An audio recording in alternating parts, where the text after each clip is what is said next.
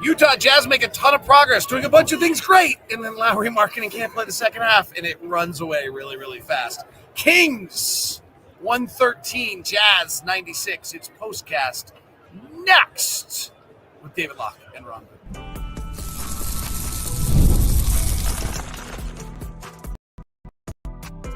You are Locked On Jazz, your daily podcast on the Utah Jazz.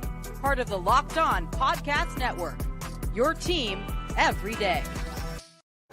You got one shot, just like they said in Hamilton, Ron Boone. All right. There's a lot of people on the floor tonight, so they can get one free throw. And Ron said you only get one shot, and I flashed back to Hamilton. Welcome to POSTCAST. Let's get a little wacky around here. I'm David Locke, along with Ron Boone, as the Utah Jazz fall to the Sacramento Kings 113-96. Jazz were kind of in this game, or at least percolating, and then Lauri Markkanen had a back spasm and didn't play the second half, and this team without Lauri Markkanen does not have the offensive firepower to stay with much of anyone at this point. They scored 14 points in the third quarter, and they were down 90-66, and the night was over.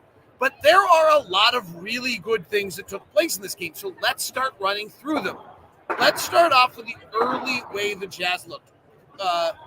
Before the game, Will Hardy said offensively, we're making bad decisions and we're making them too late. We need to make decisions earlier. We'll get better looks if we do. The Jazz would not shot the three well at all this year. Suddenly, Lauri Markkanen gets a corner three off a great give from Cody Williams, and we saw the Jazz beginning to adapt to some of the changes that Will Hardy wanted to make. Yeah, especially in that second quarter. I mean, they ended up outscoring the Kings in that second quarter, 30-27. They fought the momentum, and they were starting to pick up things very well in the second quarter. And obviously, Lauri said but those decisions that you're talking about, as Portuguese wants them to make those decisions quickly. What he means by that is that, you're setting guys up, you make that decision quick enough to the point where you're not putting yourself in a bad situation. The shot clock, and you're not running out to your leverage. At halftime, the Jazz trailed 61-52, but they had done two things that were just terrific. One is Sacramento came in scoring the most, I think it was most or second most, let's see if I can find my note, fast break points of any team in the NBA. 19 a game. And the Jazz last year, as you have all heard plenty of times, Sacramento was scoring the second most amount of points in the fast break on 19 a game. And as you've all heard plenty of times, the Jazz allowed the most transition points of any team in the NBA last year. It was kind of obscene. And they only allowed 2 fast break points in the first half of this game. It wasn't until later in the third quarter, at which point you're just not scoring enough to stop it. But really a much, much improved aspect of the Jazz, of them being able to play transition defense at a higher level than we've seen maybe in 2 years. Against the fastest team, one of the fastest teams in the league. Yeah, and they ended up with 10 for the ball game, which is very low. And we've heard and we've listened to coaches talk about a lot of things that the Jazz need to improve on. And it's always going to be transition defense. So there's an area that they're really starting to improve on. Not just having to get back. And when you get back, you just don't get back and protect the area. You get back and protect the area, and you're also picking up. It might not be your match. You're picking up to make sure that they don't get these easy shots. Now, a lot of teams nowadays, they run into the three-point. So that makes it a little easier sometimes, I think, if you get back when you go out. Well, it's a great debate amongst coaches of whether or not you should be closing in transition to the three-point line defensively or whether you close the rim. I think Will believes you take away the rim and then close back out. But that is not how every coach in the league plays transition anymore. It's actually one of the more highly debated kind of topics amongst coaches now is what transition defense should be. I like the idea of taking away layups because it's such a high percentage shot. And I like the idea of, like Will, you don't have to close into the paint. You just have to be around the area here so you can get out within the field. The other one is that free throws at halftime, Sacramento only taking 2. When you have one of the, as Scott Morrison, Jazz assistant coach, said, the Mount Rushmore of pump fakes. By the way, the other people on the Mount Rushmore of pump fakes were Karl Anthony Towns, Kelly Olynyk, Dwayne Wade, and DeMar DeRozan. If you're ever wondering who the Mount Rushmore of pump fakes is, That's the answer. But the Jazz had only fouled. You can be, if you don't foul, a little more Boone, I think. If you don't foul, you can become a pretty okay defensive team, just fundamentally on that. And if you take away transition and you don't foul, you'll probably be a pretty decent defensive team. So you look at the fouls that were taken tonight. Both teams took 14. So you foul, but you don't end up in the bonus to the point where you are shooting free throws. And that sometimes that counts. Both teams only took 14 free throws. The Jazz had 12 or 14, which is very good. But fouling, coach is talking about fouling, playing defense well. That's how we do really aggressive defensive players, but it does keep guys up. All right, now let's talk about Kyle Filipowski, who got into the rotation tonight for the first time with Taylor Hendricks' injury. And Will already said in the presser today, we're going to give Kyle a shot at the rotation. We'll see how it plays out. It was a little bit of like, yeah, the plan has been for Kyle to go to the G League the entire time. But I got to tell you what, I'll take my own personal. So I was worried about Kyle out of the draft because I don't think he can play center. What I saw tonight was a guy who might be able to move his feet well enough to play a 4. He guarded DeRozan well. I didn't think he got exposed on a few switches. I thought he might be able to move his feet well enough to play the 4. And if he can play the 4 defensively, all right, I don't know that he can guard, the Kyries and the guys you have to switch out on. So there's still a long way to go. But he's got enough passing, ball movement skills, hit a few threes. I thought he showed really well tonight. I thought he showed real well, and I'm not like you or anyone else that thought he should have been going to the two. I think he has skills. I like the way he can rebound, bring the ball to the floor, and make passes. Now, young players have problems and things that they don't do well on the floor. He can shoot the 3, and I like the fact he can Yep. The 3's not clear yet. I had a nice conversation with him somewhere during preseason. I don't entirely remember where we were about the work he's put in. His shot in Summer League was very flat, and it has a much better arch to it. He's really put in the work. He's been complimented for being able to adapt to things. The reason I mentioned the 3 is not clear yet. In his career at Duke, he only shot 31% from the collegiate 3.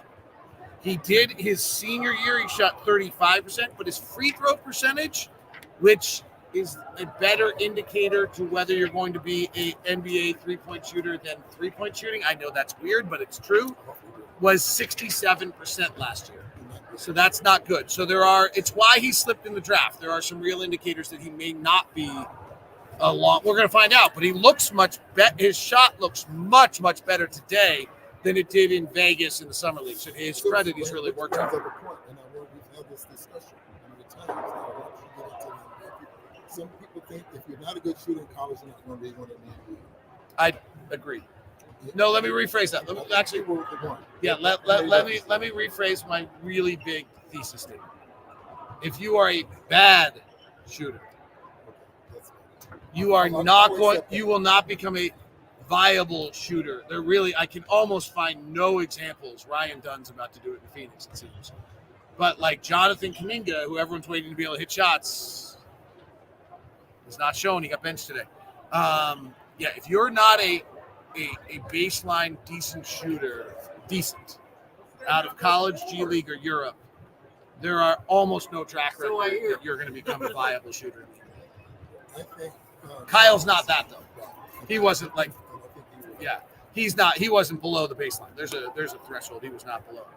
We'll see. Stephen Castle of the Spurs was. Ron Holland of the Pistons were, and they both won the top 10. So we'll see what happens with that. The other one I thought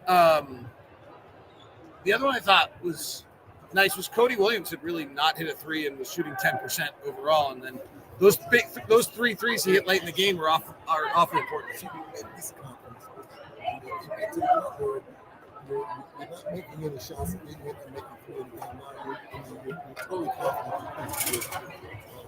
I'm glad because now it's maybe you can stop pressing.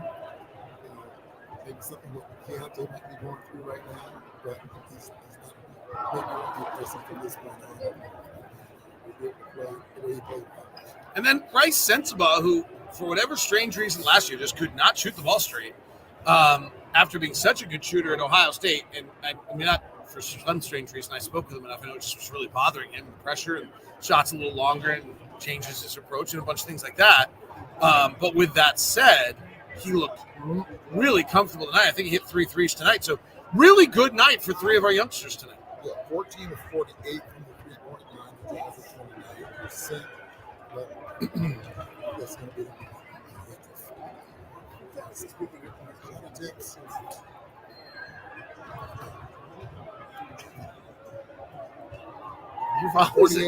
Your strength has always been your curiosity and your willingness to adapt and emerge despite 78 years of living. You have never once been the get off my yard old guy. Why is it starting now? I'm not starting now. Just see half of your shots are coming from the 3-point line. That is. All right. Let's give out our reliability pluses tonight. A lot of minuses on this. Plus minus, we're long gone. Lauri Markkanen plays 17 minutes. I'll give him a reliability plus because in his 17 minutes he deserves one. Do we give Cody Williams a reliability plus for his threes late? I think we give Kyle one. No, I think we give. Guys were pretty solid. They don't be stars. It's we're looking for guys that Will Hardy can begin to believe I know what I'm getting every night out of. So who kind of did their Rice Sena deserves the reliabilities plus, right? I'm looking at his 9 of 16 minutes. Shut over 50%, 3-point line, 3 rebounds. And was knocks. Well, yeah. Plus minus on a night in, night out basis is kind of a silly stat. I mean, I love my stats, but that's a silly stat. I do out of a collective large body, and I only use it usually on starters and not on bench players. We can have a longer discussion if playing flights this year. I do not use plus minus on a night in, night out basis very often. So what is it, 3 guys? We can go, you can get on more. There's no limits. You giving Jordan Clarkson? I'm giving Jordan Clarkson only 21 points. He needed to have second. So Filipowski, Sensabaugh, Jordan Clarkson, Lauri Markkanen in his limited time. Anybody else get a reliability plus tonight? All right. I was looking for Kessler. Because he's Yep. Yeah, I got no idea what I think of Walker Kessler's performance tonight. And part of the reason is because I saw Damontas Sabonis put the same line on Anthony Davis on every Anthony. Walker just can't answer with the offense. I don't know that I think Walker was bad tonight against Damontas Sabonis. Damontas Sabonis is really flipping good.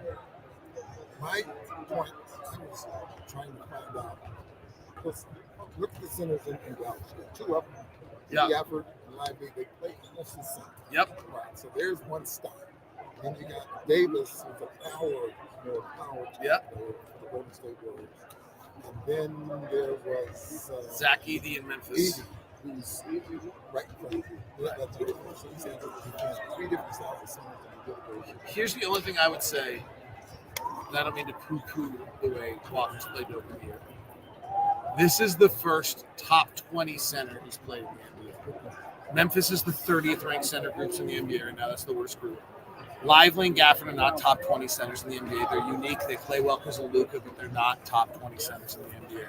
Trace Jackson Davis is the 29th ranked center in the NBA right now. The only team that's got worse centers is Memphis.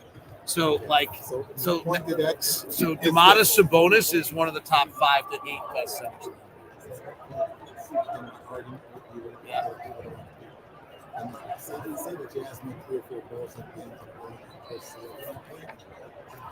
No, right? No, I'm with you. I'm with you. So if he played bad against no, I'm with you 100%. If he doesn't play well against those other teams, if he's not better than the 30th and the 29th, that's great. No. And I did a whole show on this. You don't listen to Locked On Jazz, but I did a whole show that says, hey, to understand Walker's year, you got to realize that 22 times out of 30 opponents we played this year, 22 out of the 29, he's going to be the inferior of the 2 players. There's 22 centers in the NBA. They're in the top 100 players in the NBA. The center position in this league is loaded. He just hasn't played the loaded ones yet. All right, that's a long show by us. It's just because we love you. Have a great night. We're going to go listen to Benson Boone, find out why there was another Boone wearing 24 in the arena tonight. Have a great night. Thanks for tuning in. A plus for Benson Boone, says Lacey.